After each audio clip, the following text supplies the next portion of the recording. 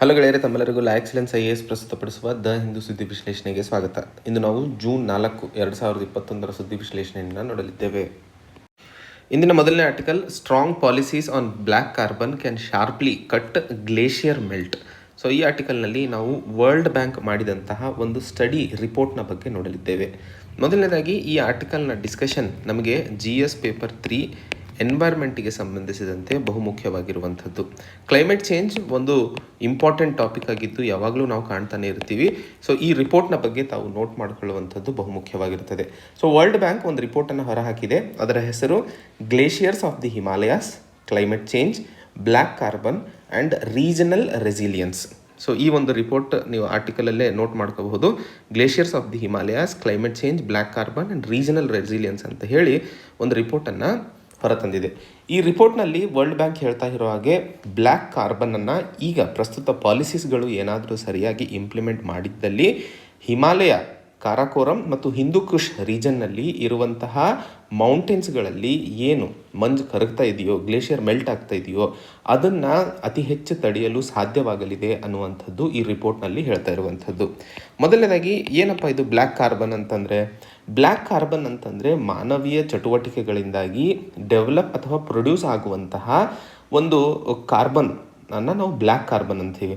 ಮಾನವೀಯ ಚಟುವಟಿಕೆ ಅಂದರೆ ಯಾವ್ಯಾವು? ಈಗ ಅಡುಗೆ ಮಾಡಬೇಕಾದ್ರೆ ನಾವು ಒಲೆಯನ್ನು ಸುಡ್ತೀವಿ, ಅಥವಾ ಡೀಸೆಲ್, ಪೆಟ್ರೋಲ್ ಉಪಯೋಗಿಸಬೇಕಾದ್ರೆ ವೆಹಿಕಲ್ಸಿಂದ ನಮಗೆ ಒಂದಿಷ್ಟು ಕಾರ್ಬನ್ ಪಾರ್ಟಿಕಲ್ಸ್ ಹೊರಬರ್ತವೆ. ಹಾಗೂ ಇಟ್ಟಿಗೆ ಕಾರ್ಖಾನೆಗಳಲ್ಲಿ ಸುಡುವುದರಿಂದಲೂ ಸಹ ಕಾರ್ಬನ್ ಹೊರಬರುತ್ತದೆ. ಇವೆಲ್ಲ ಮಾನವ ಚಟುವಟಿಕೆಗಳಿಂದಾಗಿ ಕಾರ್ಬನ್ ಡೈಆಕ್ಸೈಡ್ ನೆಕ್ಸ್ಟ್ ಇರುವಂಥದ್ದೇ ಬ್ಲ್ಯಾಕ್ ಕಾರ್ಬನ್. ಆ್ಯಂಡ್ ಕ್ಲೈಮೇಟ್ ಚೇಂಜ್ನಲ್ಲಿ black carbon second largest contributor ಆಗಿದೆ ಕಾರ್ಬನ್ ಡೈಆಕ್ಸೈಡ್ನ ನಂತರ. ಸೊ ಬ್ಲ್ಯಾಕ್ ಕಾರ್ಬನನ್ನು ಕಂಟ್ರೋಲ್ ಮಾಡುವಂಥದ್ದು ಬಹುಮುಖ್ಯವಾಗಿದೆ. ಆ್ಯಂಡ್ ಇನ್ನೂ ಬಹುಮುಖ್ಯವಾದ ಆ್ಯಂಡ್ ಅತಿ ಇಂಪಾರ್ಟೆಂಟ್ ಅಡ್ವಾಂಟೇಜ್ ಬ್ಲ್ಯಾಕ್ ಕಾರ್ಬನ್ ಏನಪ್ಪ ಅಂತಂದರೆ, ಇದನ್ನು over a period of time ನಾವು ರೆಡ್ಯೂಸ್ ಮಾಡೋದರಲ್ಲಿ ಸಕ್ಸಸ್ಫುಲ್ ಆದರೆ ಇದನ್ನು ಬಹಳ ಈಸಿಯಾಗಿ ನಮ್ಮ ಅಟ್ಮಾಸ್ಫಿಯರಿಂದ ತೆಗೆದುಹಾಕುವಂಥದ್ದು ಬಹು ಸುಲಭವಾಗಿರುವಂತಹ ಸಂಗತಿ. ಸೊ ಆ ನಿಟ್ಟಿನಲ್ಲಿ ಈಗ ಸದ್ಯಕ್ಕೆ ಏನೆಲ್ಲ ಪಾಲಿಸಿಗಳು, ಈಗ ನಾನು ಹೇಳಿದೆ ಅಡುಗೆ ಮಾಡೋದ್ರಿಂದ ಅಥವಾ ಅಡುಗೆ ಮನೆಯಲ್ಲಿ ನಾವು LPG ಉಪಯೋಗಿಸದೆ ಕಟ್ಟಿಗೆ ಒಲೆಗಳನ್ನು ಉಪಯೋಗಿಸೋದ್ರಿಂದ ಬ್ಲ್ಯಾಕ್ ಕಾರ್ಬನ್ ಪ್ರೊಡ್ಯೂಸ್ ಆಗ್ತಾ ಇರುವಂತಹ ಸಂದರ್ಭಗಳನ್ನು ನೋಡ್ತಿದ್ದೀವಿ. ಸೊ ನಮ್ಮ ಭಾರತದಲ್ಲಿ ಇದಕ್ಕೆ ಸಹ ಪಾಲಿಸಿಗಳನ್ನು ಮಾಡಲಾಗಿದೆ. ಮೊದಲನೇದು LPG ಪ್ರಮೋಷನ್ ಮಾಡಲಾಗ್ತದೆ. ಪ್ರತಿ ಮನೆಯಲ್ಲೂ ಉಜ್ವಲ ಸ್ಕೀಮ್ನ ಅಡಿಯಲ್ಲಿ ಎಲ್ಲ ಮನೆಗೂ ಸಿಲಿಂಡರ್ಸ್ಗಳನ್ನು ತಲುಪಿಸುವ ಪ್ರಾವಧಾನ ಹಾಗೂ ಪ್ರೋಗ್ರಾಮನ್ನು ಮುಂತರಲಾಗಿರುವಂಥದ್ದು. ಎರಡನೇ ಹಂತದಲ್ಲಿ ನಮಗೆಲ್ಲ ಗೊತ್ತಿರೋ ಹಾಗೆ ಪೆಟ್ರೋಲ್ ಮತ್ತು ಡೀಸೆಲ್ ವೆಹಿಕಲ್ಸ್ ಯಾವ ಹಳೆವಿದಾವೋ ಅವುಗಳನ್ನು ತೆಗೆದುಹಾಕಿಬಿಟ್ಟು ಎಲೆಕ್ಟ್ರಿಕ್ ವೆಹಿಕಲ್ಸ್ಗಳಿಗೆ ಪ್ರಾವಧಾನವತ್ತ ಉತ್ತೇಜನೆ ಕೊಡ್ತಾ ಇರುವಂತಹ ಸಂಗತಿಗಳನ್ನು ನಾವು ನೋಡ್ತಾ ಇದ್ದೀವಿ. ಮತ್ತು ಇಟ್ಟಿಗೆ ಕಾರ್ಖಾನೆಗಳಲ್ಲಿ ಏನು ಇವಾಗ ಸುಡೋ ಒಂದು ಟೆಕ್ನಾಲಜಿ ಇದೆಯೋ ಅದನ್ನು ಬದಲಾಯಿಸಿಬಿಟ್ಟು ಹೊಸ ತಂತ್ರಜ್ಞಾನವನ್ನು ಇಂಪ್ಲಿಮೆಂಟ್ ಮಾಡೋದಕ್ಕೆ ಪ್ರಯತ್ನಗಳನ್ನು ನಡೆಸ್ತಾ ಇರುವಂಥದ್ದು ನಾವು ನೋಡ್ತಾ ಇದ್ದೀವಿ. ಹಾಗೂ ನಾಲ್ಕನೇ ಹಂತದಲ್ಲಿ ಈ ವೆಹಿಕಲ್ಸ್ಗಳ ಫ್ಯೂಲ್ ಎಫಿಷಿಯನ್ಸಿಯನ್ನು ಹೆಚ್ಚಿಸೋದಕ್ಕೋಸ್ಕರ ಸರ್ಕಾರಗಳು ಕ್ರಮಗಳನ್ನು ಕೈಗೊಂಡಿದೆ.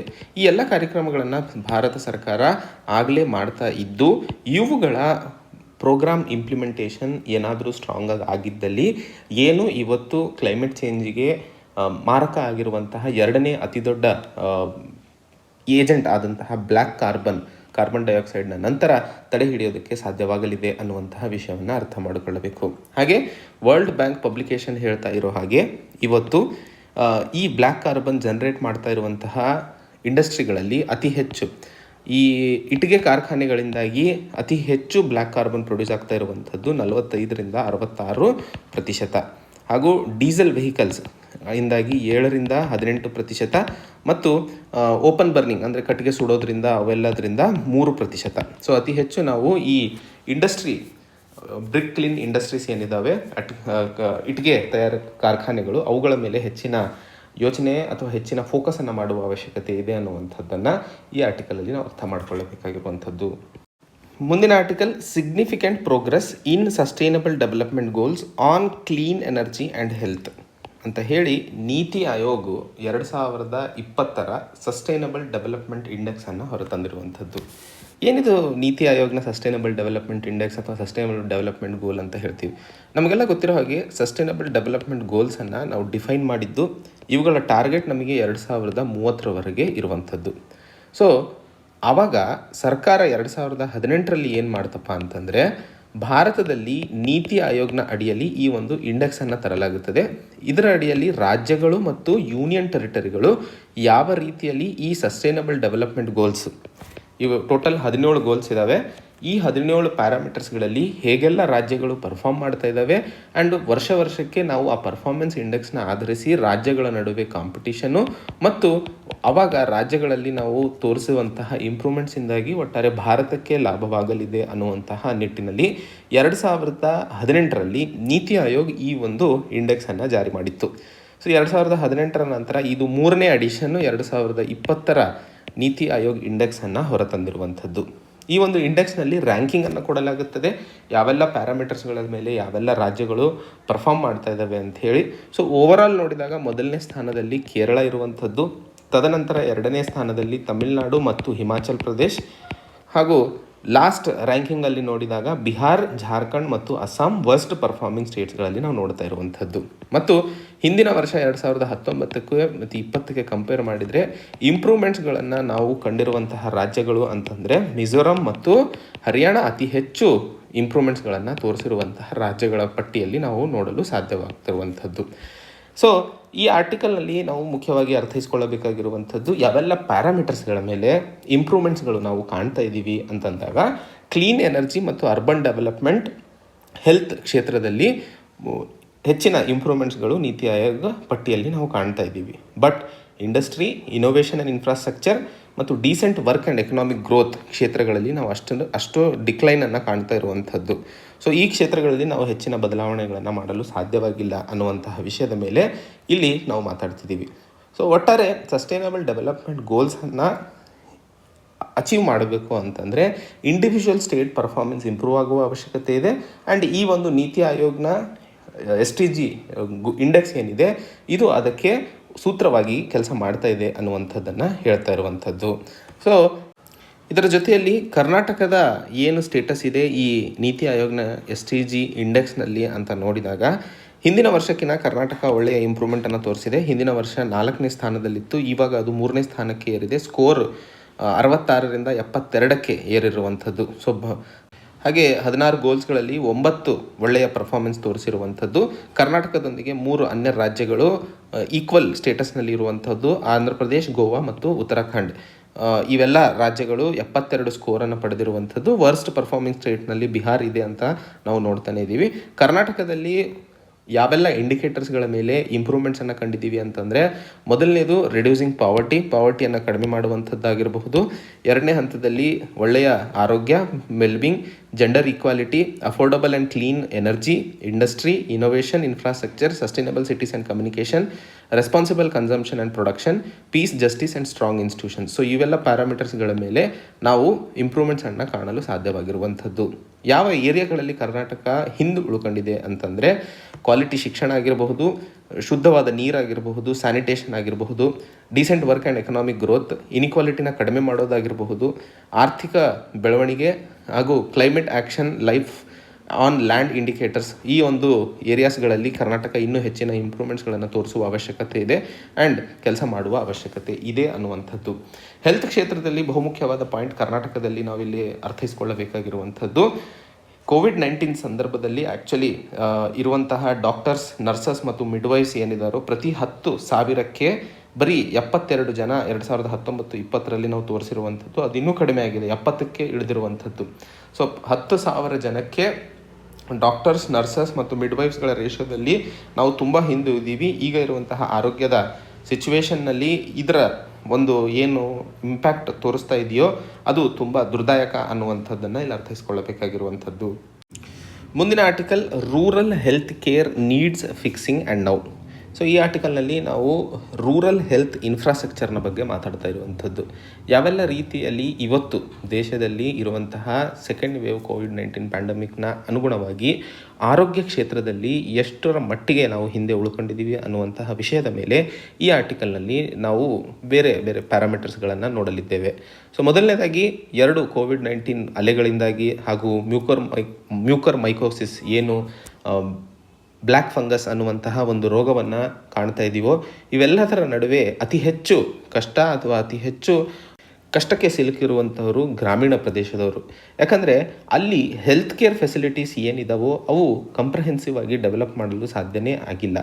ಯಾಕಂದರೆ ವರ್ಲ್ಡ್ ಹೆಲ್ತ್ ಆರ್ಗನೈಸೇಷನ್ ಕೊಟ್ಟಿರುವಂತಹ ಗೈಡ್ಲೈನ್ಸ್ನ ಪ್ರಕಾರ ಏನು ಹೆಲ್ತ್ ಇನ್ಫ್ರಾಸ್ಟ್ರಕ್ಚರ್ನ ಡೆವಲಪ್ ಮಾಡಬೇಕಾಗಿತ್ತೋ ಪ್ರಿನ್ಸಿಪಲ್ ಆಫ್ ಯೂನಿವರ್ಸಲ್ ಹೆಲ್ತ್ ಕವರೇಜ್ನ ಅಡಿಯಲ್ಲಿ, so principle of universal health ಕವರೇಜ್ನ ಅಡಿಯಲ್ಲಿ ಏನು ಇನ್ಫ್ರಾಸ್ಟ್ರಕ್ಚರ್ ಬೇಕಿತ್ತೋ ಆ ಒಂದು ಇನ್ಫ್ರಾಸ್ಟ್ರಕ್ಚರ್ನ ಡೆವಲಪ್ ಮಾಡೋಕ್ಕೆ ಆಗಿಲ್ಲ. ಆ್ಯಂಡ್ ಇವತ್ತಿಗೂ ಸಹ ಆರೋಗ್ಯ ಕ್ಷೇತ್ರದಲ್ಲಿ ಇರುವಂತಹ ಇನ್ಫ್ರಾಸ್ಟ್ರಕ್ಚರ್ನಲ್ಲಿ ಕುಂದುಕೊರತೆಗಳಿಂದಾಗಿ ಗ್ರಾಮೀಣ ಪ್ರದೇಶದಲ್ಲಿ ಎಷ್ಟೋ ಜನ ಆರ್ಥಿಕ ಕಷ್ಟಕ್ಕೆ ಸಿಲುಕುತ್ತಿದ್ದಾರೆ. ಯಾಕಂದರೆ ಅವರು ದುಡಿಯುವಂತಹ ಅಥವಾ ಅವರ ಜೀವನಕ್ಕೆ ಅನುಗುಣವಾಗಿ ಇರುವಂತಹ ಹಣಕ್ಕಿಂತ ಹೆಚ್ಚು ಆರೋಗ್ಯದ ಮೇಲೆ ಖರ್ಚು ಮಾಡುವಂತಹ ಸಂಗತಿಗಳನ್ನು ನಾವು ನೋಡ್ತಾನೆ ಇದ್ದೀವಿ. ಈ ಒಂದು ಸೆಕೆಂಡ್ ವೇವ್ ಅಥವಾ ಕೋವಿಡ್-19ಇಂದಾಗಿ ನಮ್ಮ ದೇಶದಲ್ಲಿ ಇರುವಂತಹ ಲೋಪದೋಷಗಳು ಆರೋಗ್ಯ ಕ್ಷೇತ್ರಗಳಲ್ಲಿ ಇನ್ಫ್ರಾಸ್ಟ್ರಕ್ಚರ್ನಲ್ಲಿ ಏನೆಲ್ಲ ಇದ್ದಾವೆ ಅವು ಬೆಳಕಿಗೆ ಬಂದಿರುವಂಥದ್ದು. ಸೊ ಇಲ್ಲಿ ಒಂದು ಫ್ಯಾಕ್ಟ್ ಶೀಟನ್ನು ಕೊಡ್ತೀನಿ. ಈ ಫ್ಯಾಕ್ಟ್ ಶೀಟನ್ನು ನಾವು ದಯವಿಟ್ಟು ನೋಟ್ ಮಾಡ್ಕೋಬೇಕು ಅಂತ ಹೇಳ್ತೀನಿ. ಈ ಒಂದು ಫ್ಯಾಕ್ಟ್ ಶೀಟು ನಮಗೆ health and family welfare minister ಆದಂತಹ ಅಶ್ವಿನಿ ಕುಮಾರ್ ಚೌಬೆ ಅವರು ಜುಲೈ 23, 2019 ಪಾರ್ಲಿಮೆಂಟ್ನ ರಾಜ್ಯಸಭಾದಲ್ಲಿ ಕೊಟ್ಟಂತಹ ಒಂದು ಉತ್ತರದಲ್ಲಿ ಅವರು ಈ ಫ್ಯಾಕ್ಟ್ಸ್ಗಳನ್ನು ಕೊಟ್ಟಿದ್ದು. ಇದು ಮೇನ್ಸ್ ಆನ್ಸರ್ ರೈಟಿಂಗಿಗೆ ತುಂಬ ಇಂಪಾರ್ಟೆಂಟ್ ಆಗಿರುತ್ತದೆ. ನಮ್ಮ ದೇಶದಲ್ಲಿ ಬೇಕಾಗಿರುವಂಥದ್ದು ಒಟ್ಟು 29,337 ಪ್ರೈಮರಿ ಹೆಲ್ತ್ ಸೆಂಟರ್ಗಳು ಬೇಕಾಗಿದ್ದಾವೆ ಗ್ರಾಮೀಣ ಪ್ರದೇಶಗಳಲ್ಲಿ. ಆದರೆ ಭಾರತದಲ್ಲಿ ಇವತ್ತು ಇರುವಂಥದ್ದು ಬರೀ 25,743, ಅಂದರೆ ಒಟ್ಟು 3,594 ಶಾರ್ಟ್ ಫಾಲ್ ಇದೆ. ಅಂದರೆ ಪ್ರತಿ 25 ಗ್ರಾಮಗಳಿಗೆ ಒಂದು PHCಯನ್ನು ಕಾಣ್ತಾ ಇರುವಂಥದ್ದು. ಬಟ್ ರಿಕ್ವೈರ್ಮೆಂಟ್ ಇರೋದು 10 PHC, 10 ಗ್ರಾಮಗಳಿಗೆ ಒಂದು PHCಯ ಡೆವಲಪ್ಮೆಂಟ್ ಆಗಬೇಕು. 25 ಗ್ರಾಮಗಳಿಗೆ ಒಂದು PHC ಅಂತಂದರೆ ಯಾವ ಮಟ್ಟದಲ್ಲಿ ದೇಶದಲ್ಲಿ ನಡೆಯುವಂತಹ ಆರೋಗ್ಯ ಕ್ಷೇತ್ರದ ಬದಲಾವಣೆ ಅವಶ್ಯಕತೆ ಇದೆ ಅನ್ನುವಂಥದ್ದನ್ನು ಅರ್ಥೈಸ್ಕೊಳ್ಳಬಹುದು. ಸೊ ಮೊದಲನೇದಾಗಿ PHC ಇದು ಫ್ಯಾಕ್ಟ್ಸ್ ಬರ್ಕೊಳ್ಳಿ. ಎರಡನೇದು ಕಮ್ಯುನಿಟಿ ಹೆಲ್ತ್ ಸೆಂಟರ್ಸ್ಗಳು ಅಂತ ಏನು ಕರಿತೀವೋ ನಮ್ಮ ದೇಶದಲ್ಲಿ ಅವಶ್ಯಕತೆ ಇರುವಂಥದ್ದು 7,322. ಬಟ್ ನಮ್ಮ ಪ್ರಸ್ತುತ ಸ್ಥಿತಿಯಲ್ಲಿ ಹೆಲ್ತ್ ಇನ್ಫ್ರಾಸ್ಟ್ರಕ್ಚರಲ್ಲಿ ಬರೀ ಇರುವಂಥದ್ದು 5,624ಗಳು. ಸೊ ಕಮ್ಯುನಿಟಿ ಹೆಲ್ತ್ ಸೆಂಟರ್ಗಳು ಏನಪ್ಪ ಅಂತಂದರೆ ಈ ಒಂಥರ ರೆಫರಲ್ ಸೆಂಟರ್ಸ್ಗಳು ಇದ್ದಂಗೆ. ಇದರ ಅಡಿಯಲ್ಲಿ ಸುಮಾರು 80,000ದಿಂದ 1.2 ಲಕ್ಷ ಜನ ಇಲ್ಲಿ ಕಮ್ಯುನಿಟಿ ಹೆಲ್ತ್ ಸೆಂಟರ್ನ ಅಡಿಯಲ್ಲಿ ಬರುವಂಥವು. ಸೊ ಈ ಕಮ್ಯುನಿಟಿ ಹೆಲ್ತ್ ಸೆಂಟರ್ಗಳಲ್ಲಿ ಇಷ್ಟೊಂದು ನ್ಯೂನತೆ ಇದ್ದಿದ್ದಲ್ಲಿ ಹೇಗೆ ನಮ್ಮ ದೇಶದ ಆರೋಗ್ಯ ಕ್ಷೇತ್ರದಲ್ಲಿ ನಾವು ಹೆಚ್ಚಿನ ಬದಲಾವಣೆ ಮಾಡಲು ಸಾಧ್ಯವಾಗಲಿದೆ ಅನ್ನುವಂತಹ ಪ್ರಶ್ನೆಯನ್ನು ಇಲ್ಲಿ ಅರ್ಥ ಮಾಡ್ಕೋಬೇಕಾಗಿರುವಂಥದ್ದು. ಇನ್ನೊಂದು important point, human development report 2020 ಪ್ರಕಾರ ಭಾರತದಲ್ಲಿ 10,000 ಜನಕ್ಕೆ ಇರುವಂಥದ್ದು ಬರೀ 8 ಹಾಸ್ಪಿಟಲ್ ಬೆಡ್ಗಳು. ಅದೇ ಚೈನಾದಲ್ಲಿ 10,000 ಜನಕ್ಕೆ ಇರುವಂಥದ್ದು 40 ಬೆಡ್ಗಳು. ಸೊ ನಮ್ಮ ದೇಶದ ಪಾಪ್ಯುಲೇಷನ್ಗೆ ಸಂಬಂಧಿಸಿದಂತೆ ಆರೋಗ್ಯ ಕ್ಷೇತ್ರದಲ್ಲಿ ಇರುವಂತಹ ಬೆಡ್ ರೇಷಿಯೋನು ಇಷ್ಟು ಹಿಂದೆ ಇದ್ದಾಗ ಎಷ್ಟರ ಮಟ್ಟಿಗೆ ನಮ್ಮ ದೇಶದ ಹೆಲ್ತ್ ಇನ್ಫ್ರಾಸ್ಟ್ರಕ್ಚರ್ನಲ್ಲಿ ಬದಲಾವಣೆಯ ಅವಶ್ಯಕತೆ ಇದೆ ಅನ್ನುವಂಥದ್ದನ್ನು ಇಲ್ಲಿ ಅರ್ಥೈಸಿಕೊಳ್ಳುವ ಅವಶ್ಯಕತೆ ಇದೆ. ಹಾಗೆ ಈ ಹೈರಾರ್ಕಿ ಏನಿದೆ, ಈಗ PHCಗಳು ಡೆವಲಪ್ ಆದರೆ ಗ್ರಾಮೀಣ ಪ್ರದೇಶದಲ್ಲಿ ಬೇಕಾದಂತಹ ಸೆಕೆಂಡರಿ ಪ್ರೈಮರಿ ಟ್ರೀಟ್ಮೆಂಟ್ ಏನಿದೆಯೋ ಅದು ಅಲ್ಲೇ ಆಗೋಗುತ್ತೆ. ಟರ್ಷರಿ ಟ್ರೀಟ್ಮೆಂಟಿಗೆ ಗ್ರಾಮೀಣ ಬಿಟ್ಟು ಹೊರಗಡೆ ಹೋಗುವಂತಹ ಸನ್ನಿವೇಶಗಳು ಕಡಿಮೆ ಆಗ್ತವೆ ಅನ್ನುವಂಥದ್ದು. ಯಾಕಂದರೆ ಯಾವುದೇ ಸಮಸ್ಯೆ ಇರಲಿ ಅದು ದೊಡ್ಡದಾಗೋದಕ್ಕಿಂತ ಮುಂಚೆನೇ ಅದನ್ನು ಕಂಡು ಹಿಡ್ಕೊಂಡು ಅದಕ್ಕೆ ಬೇಕಾದಂತಹ ಪ್ರಿವೆಂಟಿವ್ ಮೆಷರ್ಸ್ಗಳನ್ನು ತಗೊಂಡಿದ್ದಲ್ಲಿ ಅದು ಸಮಾಜ ಹಾಗೂ ಮನೆಯ ಮೇಲೆ ಅಷ್ಟು ಆರ್ಥಿಕ ಹೊರೆಯನ್ನು ಕೊಡೋದಿಲ್ಲ. ಸೊ PHCಗಳು, ಕಮ್ಯುನಿಟಿ ಹೆಲ್ತ್ ಸೆಂಟರ್ಗಳು, ತದನಂತರ ಹಾಸ್ಪಿಟಲ್ಸ್ಗಳು ಇರುವಂತಹ ಏನು ಹೈರಾರ್ಕಿ ಇದೆಯೋ ಇವೆಲ್ಲವೂ ಕೆಲಸಗಳನ್ನು ಸರಿಯಾಗಿ ಮಾಡಿದ್ದಲ್ಲಿ ಅಲ್ಲಿ ನಾವು ಡೆವಲಪ್ಮೆಂಟನ್ನು ಕಾಣಲು ಸಾಧ್ಯವಾಗಲಿದೆ ಅನ್ನುವಂಥದ್ದು. ಒಂದು ವರ್ಲ್ಡ್ ometers.info ಅನ್ನುವಂತಹ ಒಂದು ವೆಬ್ಸೈಟ್ನ ಪ್ರಕಾರ ದೇಶದಲ್ಲಿ ಇರುವಂತಹ 139 ಕೋಟಿ ಪಾಪ್ಯುಲೇಷನಲ್ಲಿ ಒಟ್ಟು 91 ಕೋಟಿ ಜನರು 6,49,481 ಗ್ರಾಮಗಳಲ್ಲಿ ಬದುಕ್ತಾ ಇರುವಂಥದ್ದು. ಅಂದರೆ ಇವತ್ತು ಬರೀ 10%, ಅಂದರೆ 9% ಜನ ಮಾತ್ರ ನೋಡ್ಕೊಂಡ್ರೆ ಅರ್ಬನ್ ಪಾಪ್ಯುಲೇಷನ್ ಆಗಿರುವಂಥದ್ದು. ಆ್ಯಂಡ್ ಈ ಅರ್ಬನ್ ಪಾಪ್ಯುಲೇಷನಿಗೆ ವೆಲ್ ಇನ್ಫ್ರಾಸ್ಟ್ರಕ್ಚರ್ ಫೆಸಿಲಿಟೀಸ್ ಆರೋಗ್ಯ ಕ್ಷೇತ್ರದಲ್ಲಿ ಕಾಣ್ತಿದ್ದೀವಿ. ಬಟ್ ಗ್ರಾಮೀಣ ಪ್ರದೇಶಗಳಲ್ಲಿ ಈ ಒಂದು ಫೆಸಿಲಿಟೀಸ್ಗಳನ್ನು ಕೊಡಲು ಸಾಧ್ಯವಾಗ್ತಿಲ್ಲ. ಬರೀ ಕೋವಿಡ್-19 ಅಂತಲೇ ಅಲ್ಲ, ನಾನ್ ಕಮ್ಯುನಿಕೇಬಲ್ ಡಿಸೀಸಸ್ ಅಂದರೆ ಡಯಾಬಿಟಿಸಿಂದ ತೊಂದರೆ ಆಗಿರಬಹುದು, ಹಾರ್ಟಿಗೆ ಸಂಬಂಧಿಸಿದಂತೆ ಕಾರ್ಡಿಯೋವ್ಯಾಸ್ಕ್ಯುಲರ್ ಡಿಸೀಸಸ್ ಅಂತ ಏನು ಕರಿತೀವಿ, ಹೈಪರ್ ಟೆನ್ಷನ್ನು, ಆ್ಯಂಗ್ಸೈಟಿ, ಇವೆಲ್ಲ ಸಮಸ್ಯೆಗಳು ನಾವು ಬಹಳಷ್ಟು ಕಾಣ್ತಾ ಇದ್ದೀವಿ ಇವತ್ತಿನ ಸಮಾಜದಲ್ಲಿ. ಇವುಗಳ ಟ್ರೀಟ್ಮೆಂಟ್ ಮೊದಲನೇ ಹಂತದಲ್ಲಿ ಆಗದೇ ಇದ್ದಾಗ ಅದು ದೊಡ್ಡ ಪ್ರಮಾಣದಲ್ಲಿ ಸಮಾಜಕ್ಕೆ, ಕುಟುಂಬಕ್ಕೆ ಎಫೆಕ್ಟ್ ಮಾಡುತ್ತದೆ ಅನ್ನುವಂಥದ್ದು ಇವತ್ತಿನ ಒಂದು ಲೆಕ್ಕದ ಪ್ರಕಾರ ಅಥವಾ ವರ್ಲ್ಡ್ ಹೆಲ್ತ್ ಆರ್ಗನೈಸೇಷನ್ ಹೇಳ್ತಾ ಇರೋ ಹಾಗೆ ನಾನ್ ಕಮ್ಯುನಿಕೇಬಲ್ ಡಿಸೀಸಸ್ ಅಂದರೆ ಕಾರ್ಡಿಯೋವಾಸ್ಕ್ಯುಲರ್ ಡಿಸೀಸ್ ಆಗಿರಬಹುದು, ಉಸಿರಾಟದ ತೊಂದರೆಗಳಾಗಿರಬಹುದು, ಕ್ಯಾನ್ಸರ್ ಆಗಿರಬಹುದು, ಇವೆಲ್ಲ ರೋಗಗಳಿಂದಾಗಿ ಸುಮಾರು 41 ಮಿಲಿಯನ್ ಪ್ರಪಂಚ ಮಟ್ಟದಲ್ಲಿನ ಸಾವುಗಳು ಆಗ್ತಾ ಇರುವಂಥದ್ದು. ಅದರಲ್ಲಿ 5.87 ಮಿಲಿಯನ್ ಅಂದರೆ 60% ನಾನ್ ಕಮ್ಯುನಿಕೇಬಲ್ ಡಿಸೀಸಸ್ ಏನಿದ್ದಾವೆ ಅವು ಭಾರತದಲ್ಲಿ ಆಗ್ತಾ ಇರುವಂಥದ್ದು. ಸೊ ಈ ಒಂದು ಡೇಟಾವನ್ನು ನೋಡಿದಾಗ ಪ್ರಪಂಚ ಮಟ್ಟದಲ್ಲಿ ಭಾರತ ಎಷ್ಟರ ಮಟ್ಟಿಗೆ ಆರೋಗ್ಯ ಕ್ಷೇತ್ರದಲ್ಲಿ ಬದಲಾವಣೆ ಮಾಡುವ ಅವಶ್ಯಕತೆ ಇದೆ ಅನ್ನುವಂಥದ್ದನ್ನು ಅರ್ಥೈಸ್ಕೊಳ್ಳಬೇಕಾಗಿರುವಂಥದ್ದು. ಸೊ ಎಲ್ಲ ಪ್ರೈಮರಿ ಹೆಲ್ತ್ ಸೆಂಟರ್ ಆಗಿರಬಹುದು, ಕಮ್ಯುನಿಟಿ ಹೆಲ್ತ್ ಸೆಂಟರ್ಗಳಾಗಿರಬಹುದು, ಹಾಸ್ಪಿಟಲ್ಸ್ಗಳ ಡೆವಲಪ್ಮೆಂಟ್ನ ಅವಶ್ಯಕತೆ ತುಂಬ ಜಾಸ್ತಿ ಇದೆ ಅನ್ನುವಂಥದ್ದು. ಆ್ಯಂಡ್ ಪೊಲಿಟಿಕಲಿ ನೋಡಿದಾಗ ಆರೋಗ್ಯ ಅನ್ನುವಂಥದ್ದು ಒಂದು ಸ್ಟೇಟ್ ಸಬ್ಜೆಕ್ಟ್ ಆಗಿರುತ್ತದೆ. ಸೊ ಸ್ಟೇಟ್ ಸಬ್ಜೆಕ್ಟ್ ಆಗಿರೋದ್ರಿಂದ ರಾಜ್ಯ ಸರ್ಕಾರ ಈ ಒಂದು ಸಂಗತಿಗಳನ್ನು ಪರಿಗಣನೆಗೆ ತಗೊಂಡು ಎಲ್ಲ ಹಂತದಲ್ಲೂ ಡೆವಲಪ್ಮೆಂಟ್ಸ್ ಆದಾಗ ಒಟ್ಟಾರೆ ಸಾಮಾಜಿಕ ಮತ್ತು ಆರೋಗ್ಯ ಕ್ಷೇತ್ರಗಳಲ್ಲಿ ನಾವು ಬದಲಾವಣೆಗಳನ್ನು ತರಲು ಸಾಧ್ಯವಾಗಲಿದೆ. ಆ್ಯಂಡ್ ಹಿಂದಿನ ಆರ್ಟಿಕಲಲ್ಲಿ ನಾವು ನೋಡಿದ ಹಾಗೆ doctor to bed population ratio ಏನಿದೆ, ಕರ್ನಾಟಕ ಉದಾಹರಣೆಗೆ ಸಸ್ಟೈನಬಲ್ ಡೆವಲಪ್ಮೆಂಟ್ ಗೋಲ್ಸ್ಗಳಲ್ಲಿ ಅತಿ ಹಿಂದೆ ಉಳ್ಕೊಂಡಿರುವಂಥದ್ದು ಆ ಒಂದು ಸಂಗತಿಯಲ್ಲಿ ಅದನ್ನು ಬದಲಾವಣೆ ಮಾಡಬೇಕು ಅಂತಂದರೆ ಆರೋಗ್ಯದ ರೂರಲ್ ಇನ್ಫ್ರಾಸ್ಟ್ರಕ್ಚರ್ನ ಡೆವಲಪ್ಮೆಂಟ್ ಮಾಡುವ ಅವಶ್ಯಕತೆ ಇದೆ ಅನ್ನುವಂತಹ ವಿಷಯನ ಇಲ್ಲಿ ಅರ್ಥೈಸ್ಕೊಳ್ಳಬೇಕಾಗಿರುವಂಥದ್ದು. ಮುಂದಿನ article comments to avoid in long standing ties. So ಈ ಆರ್ಟಿಕಲ್ನಲ್ಲಿ ಮೊದಲನೇದಾಗಿ ನಾವು ಡಿಸ್ಕಸ್ ಮಾಡ್ತಾ ಇರುವಂತಹ ವಿಷಯ ಇಂಟರ್ನ್ಯಾಷನಲ್ ರಿಲೇಷನ್ಸ್ಗೆ ಸಂಬಂಧಿಸಿದಂತೆ ಉಪಯೋಗವಾಗುವಂಥದ್ದು GS ಪೇಪರ್ 2. ಅದರಲ್ಲೂ ಮುಖ್ಯವಾಗಿ ಇಂಡಿಯಾ ಮತ್ತು ಬಾಂಗ್ಲಾದೇಶನ ಸಂಬಂಧಗಳಲ್ಲಿ ಇದು ನಮಗೆ ಬಹಳ ಮುಖ್ಯವಾಗಿರುವಂತಹ ಒಂದು ಆರ್ಟಿಕಲ್ ಆಗಿರುತ್ತದೆ.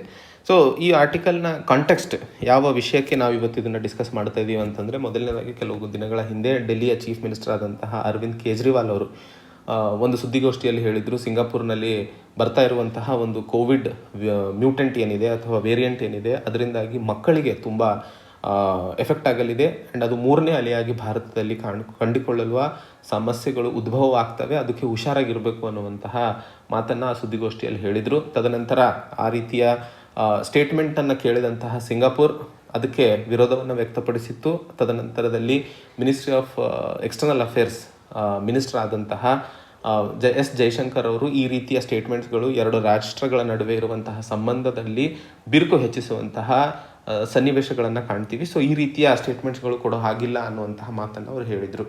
ಆದರೆ BJP ಇದೊಂದು ಪೊಲಿಟಿಕಲ್ ಸ್ಟೇಟ್ಮೆಂಟ್, ಇದನ್ನು ನೀವು ಕನ್ಸಿಡರೇಷನ್ಗೆ ತಗೋಬೇಕಾಗಿಲ್ಲ. ನಾನು ಇವತ್ತು ಆ ವಿಷಯ ಹೇಳ್ತಾ ಇರುವಂಥದ್ದು ಕಾಂಟೆಕ್ಸ್ಟ್ ಅಷ್ಟೇ. ಸೊ ಯಾವುದೇ ಕಾರಣಕ್ಕೂ ಯಾವುದೇ ರಾಜಕೀಯ ಒಲವಿಂದ ಅಂತ ಹೇಳಿ ದಯವಿಟ್ಟು ಈ ಮಾತುಗಳನ್ನ ತಗೋಬೇಡಿ. ಸೊ ಕಾಂಟೆಕ್ಸ್ಟ್ ಹೇಳ್ತಾ ಇದ್ದೀನಿ ಅಷ್ಟೇ. ಮುಂದಿನ ವಿಷಯ ನಾವು ಮಾತಾಡುವಂಥದ್ದು ಅಕಾಡೆಮಿಕ್ ನಾಲೆಜ್ ಏನು ಇಂಪಾರ್ಟೆಂಟ್ ಇದೆ, ಯಾಕೆ ಇಂಡಿಯಾ ಬಾಂಗ್ಲಾದೇಶ್ ಮಾತಾಡ್ತಿದ್ದೀವಿ ಅನ್ನುವಂತಹ ವಿಷಯಕ್ಕೆ ನಾನು ಬರ್ತಾ ಇದ್ದೀನಿ ಅಷ್ಟೇ. ಸೊ ತದನಂತರ BJPಯ ಹೋಮ್ ಮಿನಿಸ್ಟರ್ ಆದಂತಹ ಅಮಿತ್ ಶಾ ಅವರು ಒಂದು ವೆಸ್ಟ್ ಬೆಂಗಾಲ್ ಎಲೆಕ್ಷನ್ ಸಮಯದಲ್ಲಿ ಏನು ಇಲ್ಲೀಗಲ್ ಮೈಗ್ರೆಂಟ್ಸ್ ಇದ್ದಾರೆ ಬಾಂಗ್ಲಾದೇಶದಿಂದ ಬರ್ತಾ ಇರುವಂಥವ್ರು ಅವರೆಲ್ಲ ಕ್ರಿಮಿಕೀಟಗಳು ಅನ್ನುವಂತಹ ಒಂದು ಸ್ಟೇಟ್ಮೆಂಟನ್ನು ಕೊಟ್ಟಿದ್ದರು. ಸೊ ಆ ಹಂತದಲ್ಲಿ ಬಂಗಾಲಿ ಜನರಿಗೆ ಅಥವಾ ಬಾಂಗ್ಲಾದೇಶದ ಜನರಿಗೆ ಈ ರೀತಿಯ ಒಂದು ಸನ್ನೆ ಮಾಡಿರುವಂಥದ್ದು ಅಲ್ಲಿ ಹುಟ್ಟಿರುವಂತಹ ಪ್ರಶ್ನೆ ಭಾರತ ಮತ್ತು ಪಾಕಿಸ್ತಾನದ ಅಥವಾ ಬಾಂಗ್ಲಾದೇಶದ ನಡುವೆ ಇರುವಂತಹ ಸಂಬಂಧಗಳಲ್ಲಿ. ಬಾಂಗ್ಲಾದೇಶ್ ಈ ವರ್ಷ 50ನೇ ವರ್ಷದ ಲಿಬರೇಷನ್ ಡೇಯನ್ನು ಆಚರಿಸುತ್ತಿದೆ ಮತ್ತು ಅಲ್ಲಿನ ಫಾದರ್ ಆಫ್ ನೇಷನ್ ಆದಂತಹ ಶೇಖ್ ಮುಜಿಬುರ್ ರೆಹಮಾನ್ ಅವರ ಬರ್ತ್ ಸೆಂಟಿನರಿನೂ ಸಹ ಆಚರಿಸ್ತಿರುವಂತಹ ವಿಷಯ. ಸೊ ಆ ಹಂತದಲ್ಲಿ ಯಾವ ರೀತಿಯಲ್ಲಿ ಬಾಂಗ್ಲಾದೇಶ್ ಮತ್ತು ಭಾರತದ ನಡುವಿನ ಸಂಬಂಧಗಳು ಇದ್ದಾವೆ ಆ್ಯಂಡ್ ಎಷ್ಟು ಸೂಕ್ಷ್ಮ ಇದ್ದಾವೆ, ಆ ಹಂತದಲ್ಲಿ ಈ ರೀತಿಯ ಸ್ಟೇಟ್ಮೆಂಟ್ಸ್ಗಳಿಂದಾಗಿ ಮುಂದಿನ ದಿನಗಳಲ್ಲಿ ಭಾರತದ ಸಂಬಂಧಗಳಲ್ಲಿ ಯಾವ ರೀತಿಯ ಬಿರುಕು ಕಾಣುತ್ತೇವೆ ಅನ್ನುವಂತಹ ವಿಷಯದ ಮೇಲೆ ಇವತ್ತು ನಾವು ಮಾತಾಡ್ತಾ ಇರುವಂಥದ್ದು. ಸೊ ಮೊದಲನೇದಾಗಿ ಬಾಂಗ್ಲಾದೇಶ್ ಪ್ರಪಂಚದಲ್ಲೇ ಅತಿ ಹೆಚ್ಚು ಮುಸ್ಲಿಂ ಜನಸಂಖ್ಯೆಯನ್ನು ಹೊಂದಿರುವಂತಹ ರಾಷ್ಟ್ರಗಳಲ್ಲಿ ನಾವು ಅದನ್ನು ಕಾಣ್ತೀವಿ.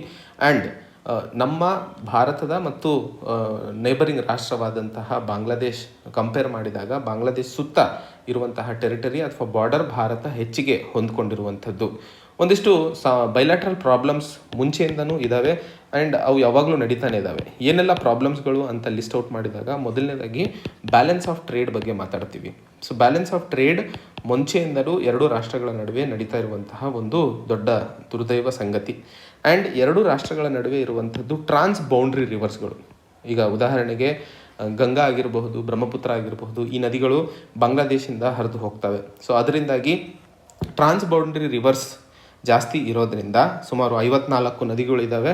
ಸೊ ಇದರಿಂದಾಗಿ ಡ್ರಾಟ್ ಅಥವಾ ಫ್ಲಡ್ ಸಿಚುವೇಶನ್ಗಳು ತುಂಬ ಜಾಸ್ತಿನೇ ಕಾಣ್ತಾ ಇದ್ದೀವಿ. ಸೊ ಟ್ರಾನ್ಸ್ ಬೌಂಡ್ರಿ ರಿವರ್ಸ್ನ ಇಶ್ಯೂನು ತುಂಬ ಜಾಸ್ತಿ ಇದೆ. ತೀಸ್ತಾ ನದಿ ಅನ್ನುವಂತಹ ಒಂದು ಇಶ್ಯೂ ಇತ್ತು, ಅದನ್ನು ಸಾಲ್ವ್ ಮಾಡಿದ್ರು ಕೆಲವು ದಿನಗಳ ಹಿಂದೆ. ಸೊ ತೀಸ್ತಾ ನದಿ ಡಿಸ್ಪ್ಯೂಟ್ ಏನಿದೆ ಗೂಗಲ್ ಮಾಡಿ ಅದ್ರ ಬಗ್ಗೆ ಒಂದಿಷ್ಟು ವಿಷಯ ತಿಳ್ಕೊಳ್ಳಿ, ನೋಟ್ ಮಾಡೋ ಏನು ಅವಶ್ಯಕತೆ ಇಲ್ಲ. ಹಾಗೆ ಎರಡು ರಾಷ್ಟ್ರಗಳ ನಡುವೆ ಸ್ಮಗ್ಲಿಂಗ್ ನಡೆಯುವಂಥದ್ದು ಸಹ ತುಂಬ ಜಾಸ್ತಿ ಆಗಿದೆ. ಸ್ಮಗ್ಲಿಂಗ್ ಗೂಡ್ಸಲ್ಲಾಗಿರಬಹುದು ಅಥವಾ ಮನುಷ್ಯರಲ್ಲಾಗಿರಬಹುದು. ಭಾರತ ಮತ್ತು ಬಾಂಗ್ಲಾದೇಶ್ ನಡುವೆ ಇರುವಂತಹ ಲ್ಯಾಂಡ್ ಬೌಂಡ್ರಿ ಏನಿದೆ ಅದು 4100 ಕಿಲೋಮೀಟರ್ಗಳ ಬೌಂಡ್ರಿ ಆಗಿರುವಂಥದ್ದು. ಸೊ ಈ ಒಂದು ಪ್ರಾಬ್ಲಮ್ಸ್ಗಳು ಪೆರಿನಿಯಲ್ ಆಗಿ ಬಹಳ ವರ್ಷಗಳಿಂದಲೂ ನಡೀತಾನೆ ಇರುವಂಥದ್ದು. ಆ್ಯಂಡ್ ಭಾರತ ಮತ್ತು ಪಾಕಿಸ್ತಾನದ ಅಥವಾ ಈಸ್ಟ್ ಪಾಕಿಸ್ತಾನ್ ಅಂತ 1971 ಮುಂಚೆ ಕರೆಯಲಾಗ್ತಿತ್ತು. ಸೊ ಐತಿಹಾಸಿಕವಾಗಿ ನೋಡಿದಾಗ ಪಾರ್ಟಿಷನ್ ನಂತರ ಈಸ್ಟ್ ಬಂಗಾಲ್ ಅನ್ನುವಂಥದ್ದು ಈಸ್ಟ್ ಪಾಕಿಸ್ತಾನ್ ಆಯಿತು. ಈಸ್ಟ್ ಪಾಕಿಸ್ತಾನ್ ಅನ್ನುವಂಥದ್ದು 1971 ಸಮಯದಲ್ಲಿ ಬಾಂಗ್ಲಾದೇಶ ಆಗಿ ಹೊರಹೊಮ್ಮಿತ್ತು. ಸೊ ಈ ಒಂದು ಸಂದರ್ಭದಲ್ಲಿ ಭಾರತ ಮಧ್ಯದಲ್ಲಿ ಒಬ್ಬ ಒಳ್ಳೆ ಫ್ರೆಂಡ್ ಆಗಿ ಮಿಡ್ವೈಫ್ ಅಂತ ಕರೀತಾರೆ, midwife of Bangladesh liberation struggle ಅಂತ ಕರೀತಾರೆ. ಸೊ ಆ ಒಂದು ಪಾತ್ರವನ್ನು ವಹಿಸಿ ಭಾರತ ಪಾಕಿಸ್ತಾನವನ್ನು ಅಥವಾ ಬಾಂಗ್ಲಾದೇಶವನ್ನು ಲಿಬರೇಟ್ ಮಾಡೋದಕ್ಕೆ ತುಂಬ ಹೆಚ್ಚಿನ ಸಹಾಯವನ್ನು ಕೊಟ್ಟಿದೆ. ಬಾಂಗ್ಲಾದೇಶದಲ್ಲಿ ಈ ಒಂದು ಸಂದರ್ಭದ ನಂತರ ಎರಡು ರೀತಿಯ ಗುಂಪುಗಳನ್ನು ನಾವು ಕಾಣ್ತೀವಿ. ಮೊದಲನೇ ಗುಂಪು ಏನು 1947 ನಂತರ ಡಿವೈಡ್ ಆಗಿತ್ತೋ, ಈಸ್ಟ್ ಪಾಕಿಸ್ತಾನ್ ಅಂತ ಹೇಳಿ ಹೊರ ಹೋಗಿತ್ತೋ, ಅದು ತುಂಬ ಒಳ್ಳೆಯದಿತ್ತು, ಬಾಂಗ್ಲಾದೇಶ ಆಗೋದಕ್ಕಿನ ಅನ್ನುವಂತಹ ವಿಷಯವನ್ನು ತೋರಿಸುವಂತಹದ್ರು ಒಂದು ಗುಂಪಿನವರು. ಆ್ಯಂಡ್ ಬಾಂಗ್ಲಾದೇಶದಲ್ಲಿ ಹೆಚ್ಚಿನ ಟೆರರಿಸ್ಟ್ ಆರ್ಗನೈಸೇಷನ್ಸ್ಗಳು, ಉದಾಹರಣೆಗೆ ಹರ್ಕತುಲ್ ಜಿಹಾದ್ ಅಲ್ ಇಸ್ಲಾಮಿ ಅನ್ನುವಂತಹ ಒಂದು ಆರ್ಗನೈಸೇಷನ್ ಅಲ್ಲಿ ಬಾಂಗ್ಲಾದೇಶಿಂದ ಆಪರೇಟ್ ಮಾಡ್ತಾ ಇರುವಂತಹ ಸಂಗತಿಗಳು. ಸೊ ಇವೆಲ್ಲವೂ ಭಾರತದ ವಿರುದ್ಧವಾಗಿ ಒಂದಿಷ್ಟು ಗುಂಪುಗಳು ಕೆಲಸ ನಡೆಸ್ತಾನೆ ಇದ್ದಾವೆ. ಹಾಗೂ ಕೆಲವೊಂದು ಗುಂಪುಗಳು ಇದ್ದಾವೆ ಸಾಂಸ್ಕೃತಿಕವಾಗಿ ಹಾಗೂ ಹಿಸ್ಟಾರಿಕ್ ಆಗಿ ಭಾರತದ ಜೊತೆಯಲ್ಲೇ ಇದ್ದಂತಹ ಸಂಗತಿಯನ್ನು ಆಚರಿಸುವುದಾಗಿರಬಹುದು, ಭಾರತದ ಜೊತೆ ಇದ್ದಂತಹ ವಿಷಯವನ್ನು ಎಕ್ಸೆಪ್ಟ್ ಮಾಡುವಂಥದ್ದಾಗಿರ್ಬೋದು. ಸೊ ಪಕ್ಕದಲ್ಲೇ ಇರೋದ್ರಿಂದ ಲಿಂಗ್ವಿಸ್ಟಿಕ್ ಆಗಿ ಅಂದರೆ ಲ್ಯಾಂಗ್ವೇಜ್ ಆಗಿ ಹಾಗೂ ಸಾಂಸ್ಕೃತಿಕವಾಗಿ ಹೆಚ್ಚಿನ ಬಾಂಡಿಂಗನ್ನು ಹೊಂದಿರುವಂತಹ ಗುಂಪುಗಳು ಸಹ ಇದ್ದಾವೆ. ಸೊ ಈ ಎರಡು ಗುಂಪುಗಳು ಇರೋದ್ರಿಂದ ಈ ಭಾರತ ಮತ್ತು ಬಾಂಗ್ಲಾದೇಶ್ ನಡುವೆ ಇರುವಂತಹ ಸಂಬಂಧಗಳಲ್ಲಿ ಒಂದಿಷ್ಟು ಕ್ರೈಸಿಸ್ ಮತ್ತು ಒಂದಿಷ್ಟು ಒಳ್ಳೆಯ ಸಂಗತಿಗಳನ್ನು ಕಾಣಲು ನಮಗೆ ಸಿಗ್ತಾ ಇರುವಂಥದ್ದು. ಹಾಗೆ ಈ ಎಲ್ಲ ಹಂತದಲ್ಲೂ, ಯಾಕಂದರೆ ಬಾಂಗ್ಲಾದೇಶ್ ಇರುವಂಥದ್ದು ಭಾರತದ ಪಕ್ಕದ ರಾಷ್ಟ್ರ, ನೇಬರಿಂಗ್ ಕಂಟ್ರಿ ಆಗಿರೋದ್ರಿಂದ ಬಾಂಗ್ಲಾದೇಶ್ ಮಾಡುವಂತಹ ಪಾಲಿಸೀಸ್ಗಳಿಂದಾಗಿ ಎರಡು ರಾಷ್ಟ್ರಗಳ ನಡುವಿನ ಸಂಬಂಧಗಳು ಡಿಫೈನ್ ಆಗ್ತವೆ. ಸೊ ಯಾವಾಗಲೂ ನ್ಯೂ ಡೆಲ್ಲಿ ಎಕ್ಸ್ಪೆಕ್ಟ್ ಮಾಡುವಂಥದ್ದು ಈ ಸಂಬಂಧಗಳು ಅಂದರೆ ಪಾಲಿಸೀಸ್ಗಳು ಭಾರತದ ಪರವಾಗಿ ಇರಬೇಕು ಅನ್ನುವಂಥದ್ದು.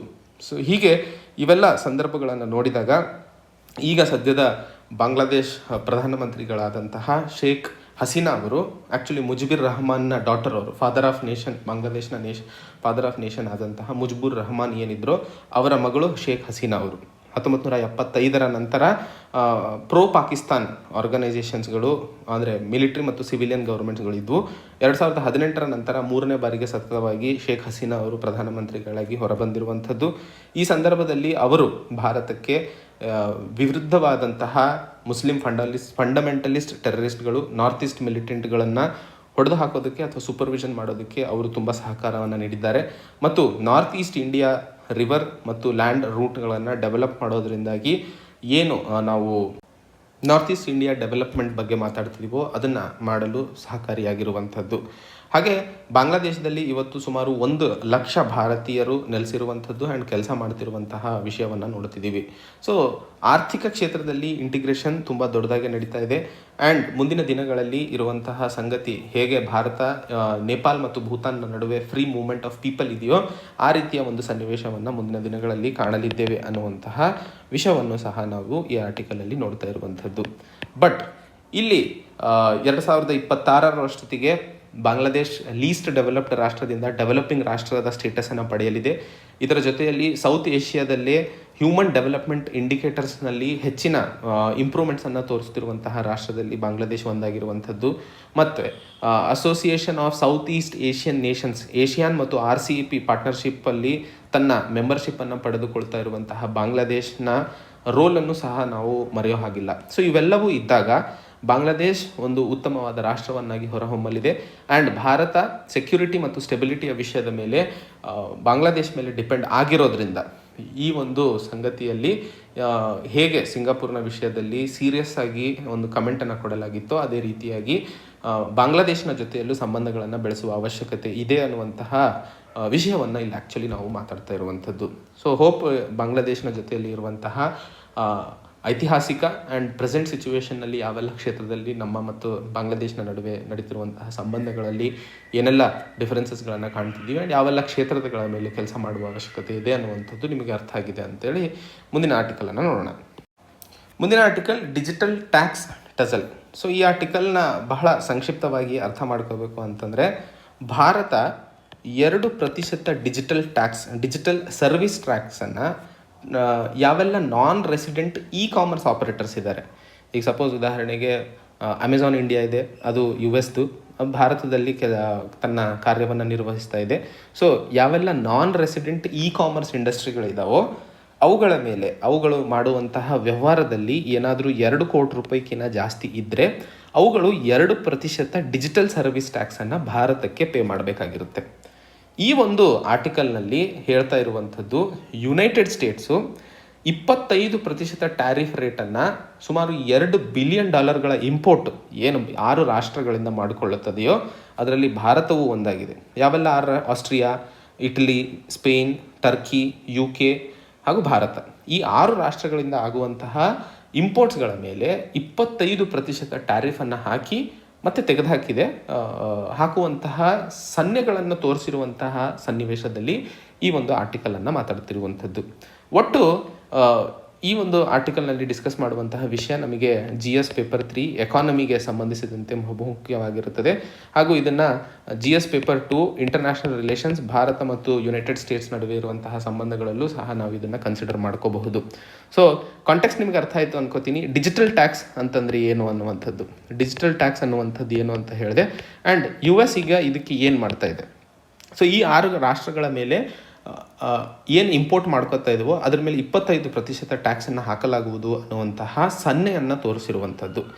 US ಟ್ರೇಡ್ ರೆಪ್ರೆಸೆಂಟೇಟಿವ್ ಆದಂತಹ ಕ್ಯಾಥರಿನ್ ಟೈ ಅವರು ಈ ರೀತಿಯ ಟ್ಯಾರಿಫನ್ನು ಸೆಕ್ಷನ್ 301 ಇನ್ವೆಸ್ಟಿಗೇಷನ್ನ ಅಡಿಯಲ್ಲಿ ಡಿಜಿಟಲ್ ಟ್ಯಾಕ್ಸಸ್ ಡಿಸ್ಕ್ರಿಮಿನೇಟ್ರಿ ಇದ್ದಾವೆ, ಯಾಕಂದರೆ ನಾನ್ ರೆಸಿಡೆಂಟ್ ಕಂಪನಿಗಳ ಮೇಲೆ ಅಷ್ಟೇ ನೀವು ಹಾಕ್ತಾ ಇದ್ದೀರಾ. ಸೊ ಡಿಜಿಟಲ್ ಸರ್ವಿಸ್ ಟ್ಯಾಕ್ಸು ನಮ್ಮ ದೇಶದ ಅಂದರೆ ಯುನೈಟೆಡ್ ಸ್ಟೇಟ್ಸ್ನ ಕಂಪನಿಗಳಿಗೆ ಒಂದು ಅನಾನುಕೂಲತೆಯನ್ನು ಹೆಚ್ಚಿಸುತ್ತದೆ, ಅದನ್ನು ತೆಗೆದು ಹಾಕಬೇಕು ಅನ್ನುವಂತಹ ಸನ್ನಿವೇಶದಲ್ಲಿ ಇದನ್ನು ಹೇಳ್ತಾ ಇರುವಂಥದ್ದು. ಈ ರೀತಿಯ ಒಂದು ಸಿಚುವೇಶನನ್ನು ನಾವು ಆ್ಯಕ್ಚುಲಿ ಬಿಡನ್ ಅಡ್ಮಿನಿಸ್ಟ್ರೇಷನ್ನು ಫ್ರಾನ್ಸ್ ಮೇಲೆ ಹಾಕಿತ್ತು. ಆವಾಗಲೂ ಸಹ ಆ ಒಂದು ಸನ್ನಿವೇಶದಲ್ಲಿ ಹೇಳಿರುವಂಥದ್ದು, Alphabet, Amazon, Apple, Facebook, Microsoft ಈ ಕಂಪನಿಗಳ ಕಾರ್ಯವೈಖರಿಯಲ್ಲಿ ಈ ಒಂದು ಟ್ಯಾಕ್ಸ್ ಇಂಪೊಸಿಷನ್ನಿಂದಾಗಿ ಹಿನ್ನಡತೆ ಆಗ್ತಾ ಇದೆ. ಸೊ ಅದನ್ನು ಸರಿಪಡಿಸೋದಕ್ಕೋಸ್ಕರ ಬಿಡನ್ ಸರ್ಕಾರ ಈ ರೀತಿಯ ಒಂದು ಸನ್ನಿವೇಶವನ್ನು ಕೈಗೊಂಡಿದೆ ಅನ್ನುವಂಥದ್ದು ಈ ಆರ್ಟಿಕಲಲ್ಲಿ ಒತ್ತಾರೆ ಹೇಳ್ತಾ ಇರುವಂಥದ್ದು. ಈ ರೀತಿಯ ಏನಾದರೂ ಟ್ಯಾರಿಫ್ 25% ಟ್ಯಾರಿಫ್ ಏನಾದರೂ US ಭಾರತದ ಮೇಲೆ ಹಾಕಿದರೆ ನಾವು ಒಟ್ಟು $118 ಮಿಲಿಯನ್ ಎಕ್ಸ್ಪೋರ್ಟ್ಸನ್ನು ಮಾಡ್ತಾ ಇರುವಂಥದ್ದು. ಸೊ ಇದರ ಮೇಲೆ 25% ಟ್ಯಾಕ್ಸ್ ಅಂತಂದರೆ ಅದು ಭಾರತಕ್ಕೆ ತುಂಬ ದೊಡ್ಡ ಹೊರೆ ಬೀಳಲಿದೆ. ಆ್ಯಂಡ್ ಯಾವ ರೀತಿಯಾಗಿ ಈ ಒಂದು ಡಿಜಿಟಲ್ ಟ್ಯಾಕ್ಸನ್ನು ಸರಿಪಡಿಸಿಕೊಳ್ಳುವ ಅವಶ್ಯಕತೆ ಇದೆ ಅನ್ನುವಂಥದ್ರ ಮೇಲೆ 2 ರಾಷ್ಟ್ರಗಳು ಚರ್ಚೆ ಮಾಡಿ ಅದಕ್ಕೆ ಒಂದು ಸೊಲ್ಯೂಷನನ್ನು ಕಂಡುಹಿಡಿಯುವ ಅವಶ್ಯಕತೆ ಇದೆ. ಯಾಕಂದರೆ ಪೋಸ್ಟ್ ಕೋವಿಡ್-19 ನಂತರದ ಒಂದು ಆರ್ಥಿಕ ವ್ಯವಸ್ಥೆ ತುಂಬ ಸ್ಲೋ ಆಗಿರುವಂತಹ ಹಂತದಲ್ಲಿ ಈ ರೀತಿಯ ಟ್ಯಾರಿಫ್ಗಳು US ಭಾರತದ ಮೇಲೆ ಮತ್ತು ಬೇರೆ ರಾಷ್ಟ್ರಗಳ ಮೇಲೆ ಹಾಕಿದಾಗ ಅವುಗಳ ಒಂದು ರೆವಿನ್ಯೂ ಅಥವಾ ಬೇರೆ ಒಂದು ವಿಷಯಗಳಲ್ಲಿ ತುಂಬ ಎಫೆಕ್ಟ್ ಆಗುತ್ತದೆ ಅನ್ನುವಂಥದ್ದನ್ನು ಅರ್ಥೈಸ್ಕೊಳ್ಳಬೇಕಾಗಿರುವಂಥದ್ದು. ಸೊ ಇದು ಇವತ್ತಿನ ಸುದ್ದಿ ವಿಶ್ಲೇಷಣೆ ಗೆಳೆಯರೆ. ಮತ್ತೆ ಹೊಸ ಸಂಚಿಕೆಯೊಂದಿಗೆ ಭೇಟಿಯಾಗೋಣ. ಅಲ್ಲಿವರೆಗೆ ಜೈ ಹಿಂದ್, ಜೈ ಕರ್ನಾಟಕ.